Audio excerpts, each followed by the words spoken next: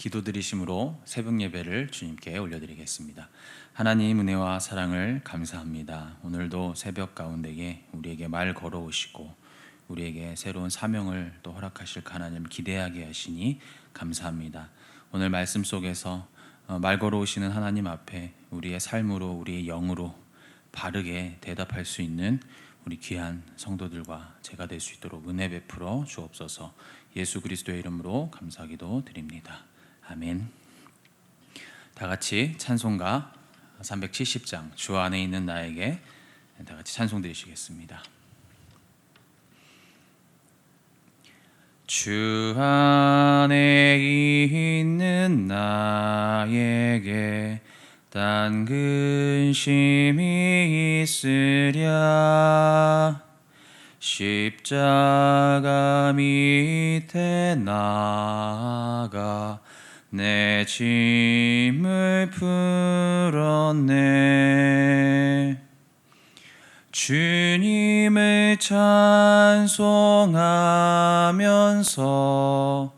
할렐루야 할렐루야. 내 앞길 멀고 험해도 나 주님만 따라가리. 그 두려움이 변하여 내 기도 되었고 전날의 한숨 변하여 내 노래 되었네. 주님을 찬송하면서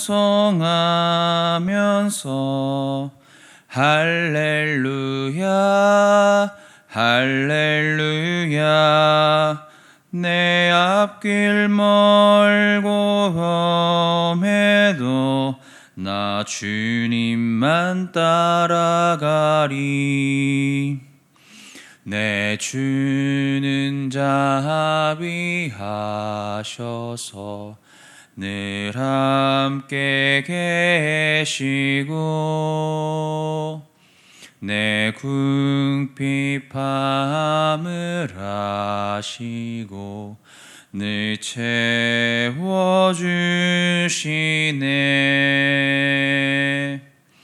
주님을 찬송하면서 할렐루야 할렐루야. 내 앞길 멀고 험해도 나 주님만 따라가리. 내 주와 맺은 언약은 영불변하시니 그 나라가기까지는 늘 보호하시네.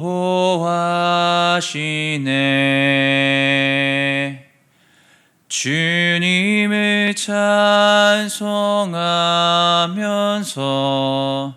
할렐루야 할렐루야. 내 앞길 멀고 험해도 나 주님만 따라가리. 아멘. 우리 사도신경으로 신앙 고백하시겠습니다.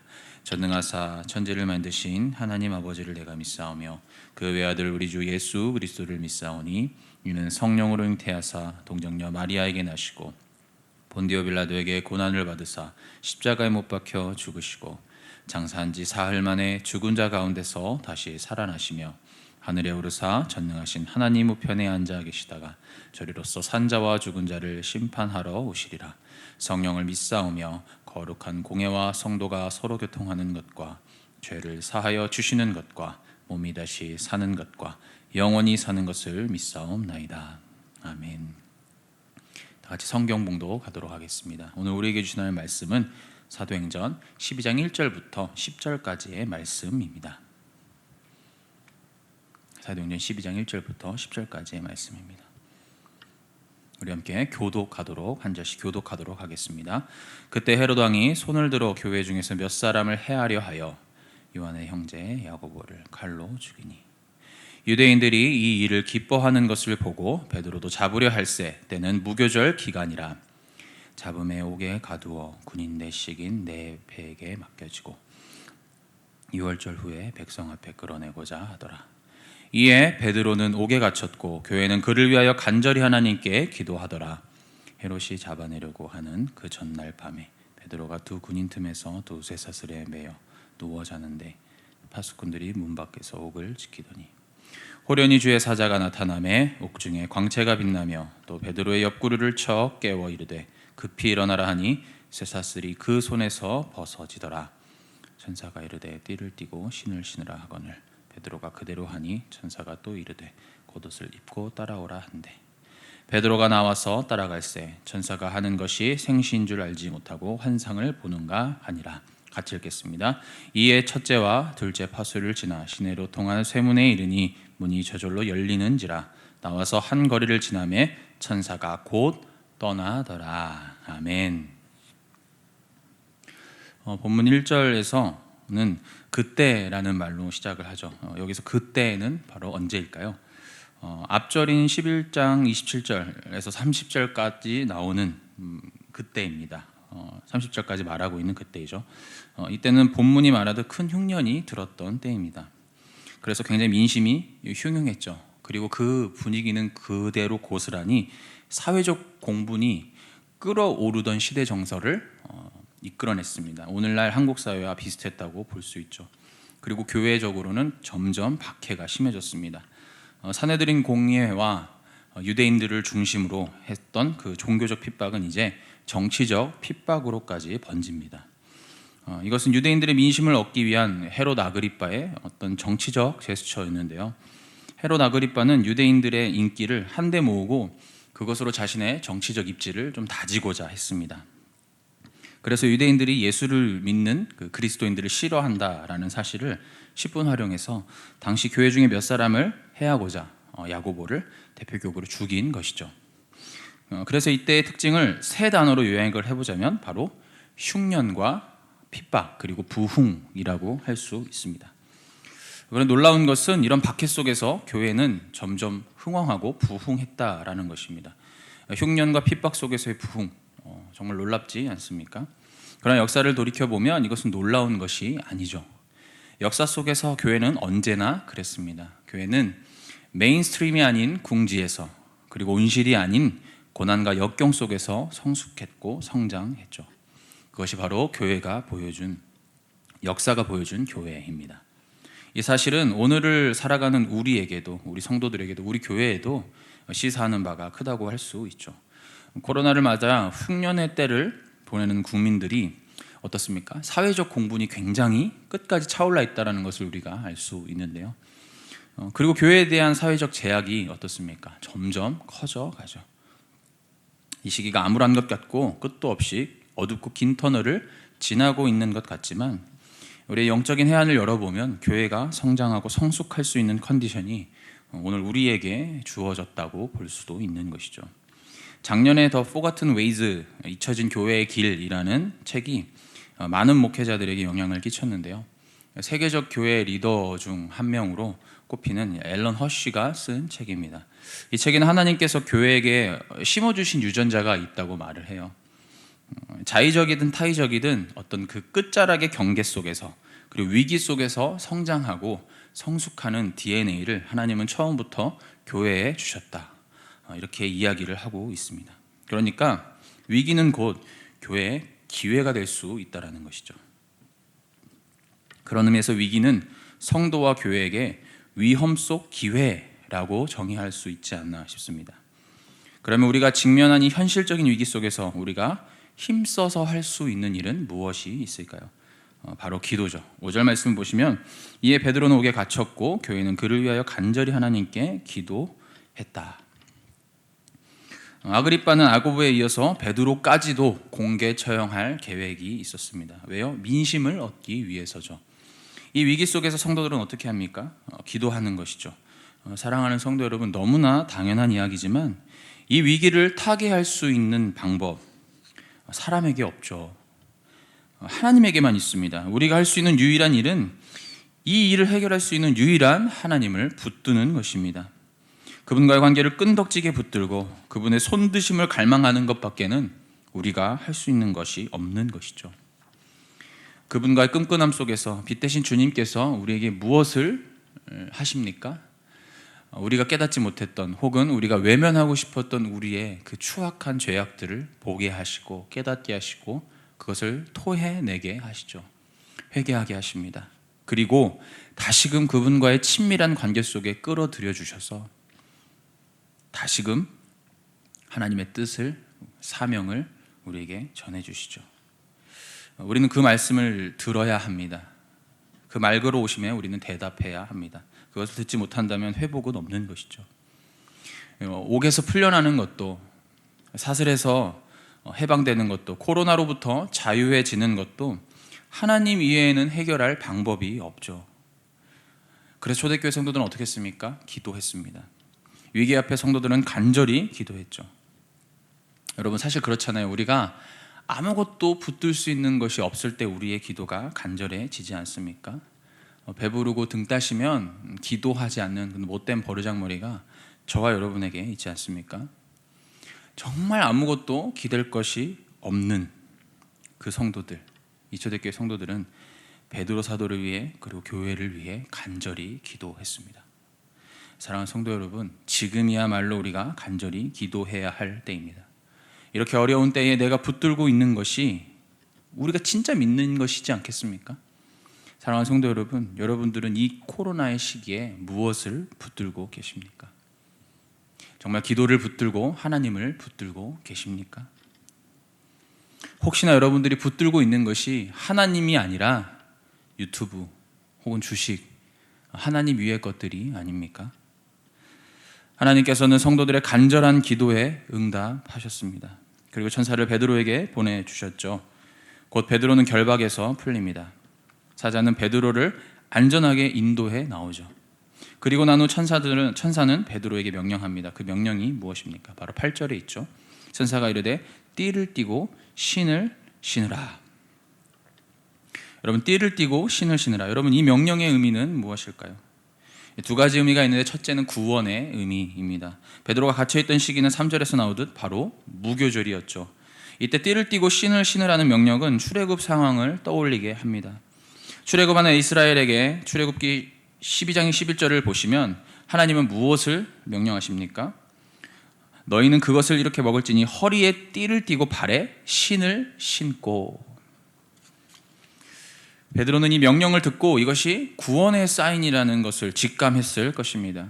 구원에 대한 확신이 베드로의 두 손에 힘이 들어가게 하지 않았을까요? 띠를 띠고 신을 신하는 명령 속에 또 다른 의미가 있습니다.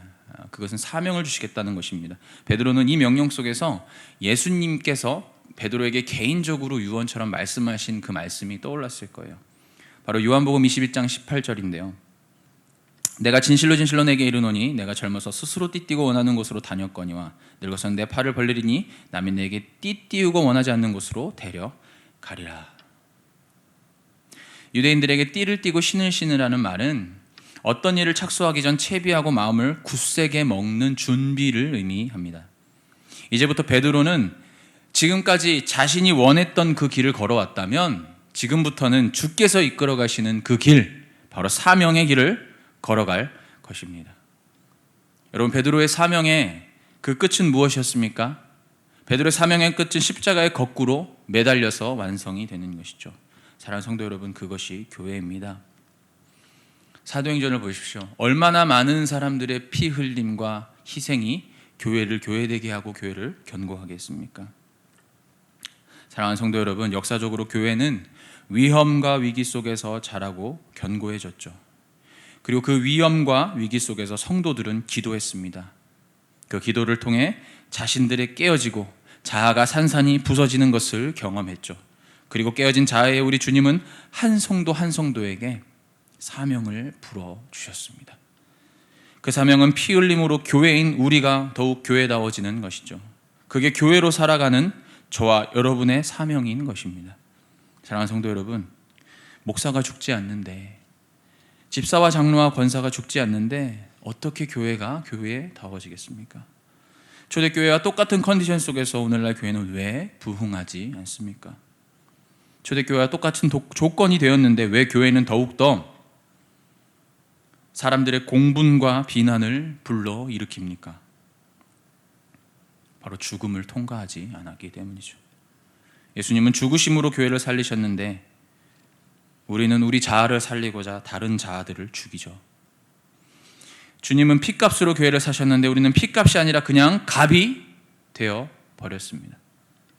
사랑하는 성도 여러분, 사도들의 터 위에 세워졌다는 그 교회는 어디에 있습니까? 베드로는 십자가에 거꾸로 달려 죽었습니다. 야고보는 칼에 찔려 죽었습니다.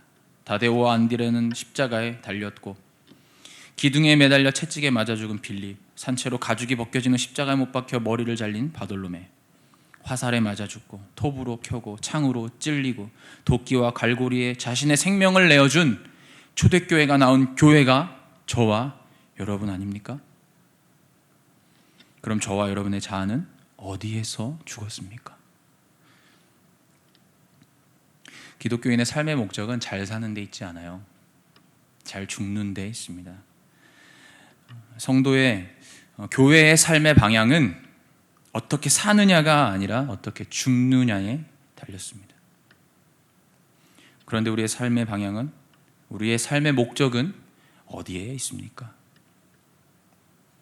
사랑하는 성도 여러분, 한 번 왔다가 반드시 갑니다. 우리는 베드로도 죽었죠. 19절에 보시면 베드로를 지키던 군인들도 헤롯 아그리빠의 명령에 의해서 죽죠. 그리고 그 죽인 군인을 죽이고 베드로를 죽이려 했던 헤롯 아그리빠도 23절 보시면 죽습니다. 모두 죽는다는 것이죠. 그런데 중요한 것은 어떻게 죽었습니까? 사랑하는 성도 여러분, 저와 여러분들은 어떻게 죽을 것이냐 선택해야 합니다. 그것은 어떻게 하면 잘 살지가 아니라 어떻게 하면 잘 죽을 수 있을까를 생각하는 사람에게, 말 걸어오시는 하나님께 대답하는 삶을 살아가는 성도에게, 그 성도에게서 발견할 수 있는 성도의 삶인 것이죠. 사랑하는 성도 여러분, 어떻게 죽으시겠습니까? 말씀을 맺겠습니다. 교회가 진짜 부흥을 맞이할 수 있는 때가 찾아왔습니다. 부흥의 역사가 도래할 이 시대, 사랑하는 성도 여러분, 우리가 진짜 기도해야 할 때입니다. 그리고 깨어진 자아에게 주신 사명, 곧 역사 속 모든 교회가 핏값으로 세워졌다는 진리 앞에 저와 여러분은 어떤 모습으로 주의 교회와 그 교회의 영광을 위해 죽을 것인가를 생각하며 오늘 하루도 저와 여러분의 자아를 십자가에 내어드리는 은혜가 있기를 바랍니다. 그때가 오면 주께서 말 걸어오시며 우리에게 행할 바를 알려주실 것입니다. 기도하겠습니다. 사랑의 하나님 아버지, 감사합니다. 역사 속의 교회는 고난과 핍박 속에서, 메인스트림이 아니라 궁지 속에서 자라고 성장했다라는 것을 우리는 역사를 통해 압니다. 어쩌면 지금 이 시기는 교회의 부흥과 죽어져 버린, 잠들어져 있는 우리의 DNA를 깨울 수 있는 절호의 기회이지 않나 싶습니다. 이때 우리가 할 수 있는 것은 이 일을 타게 할 수 있는 유일한 한 분 하나님을 의지하고 기대는 것입니다. 그분을 의지하고 기댈 때 빛 대신 주님께서 우리를 조명하여 주셔서 우리의 어두운 죄악과 우리가 숨기고 싶었던, 우리가 외면하고 싶었던 그 죄악들을 보게 하시고 토해내게 하실 것입니다. 그리고 다시금 다가와 친밀하게 말 걸어오시며 우리에게 주시는 그 사명, 그것을 붙들게 될 것이라 믿습니다. 그 사명은 교회된 우리가 우리의 희생과 우리의 죽음으로, 우리의 자아의 죽음으로 하나님의 교회를, 하나님의 교회인 우리를 하나님 앞에 내어드림으로 하나님이 영광 받으시는 것입니다. 하나님, 이 사명에 바르게 대답할 수 있는, 삶으로 대답할 수 있는 저와 우리 사랑하는 성도님들 되게 하여 주시옵소서. 모든 것 주께 맡기고 탁하오며 살아계신 예수 그리스도의 이름으로 감사하기도 드립니다. 아멘. 하늘에 계신 우리 아버지여, 이름이 거룩히 여김을 받으시오며 나라에 임하옵시며 뜻이 하늘에서 이룬 것 같이 땅에서도 이루어지이다. 오늘날 우리에게 일용할 양식을 주옵시고 우리가 우리에게 죄 지은 자를 사하여 준 것 같이 우리 죄를 사하여 주옵시고 우리를 시험에 들게 하지 마옵시고 다만 악에서 구하옵소서. 대개 나라와 권세와 영광이 아버지께 영원히 있사옵나이다. 아멘.